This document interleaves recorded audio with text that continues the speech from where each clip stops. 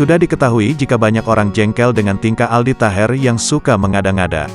Aldi Taher tak hanya menyentil beberapa rekan artis, ia juga kerap gembar-gembor masalah poligami.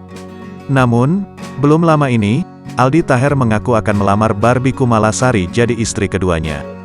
Barbie Kumalasari sendiri menyebut jika Aldi Taher lumayan tampan.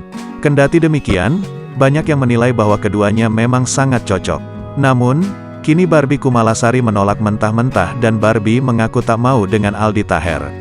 Kendati demikian, Barbie Kumalasari mengakui jika penampilan Aldi Taher memang cukup tampan. Dia lumayan sebenarnya, kata Barbie Kumalasari.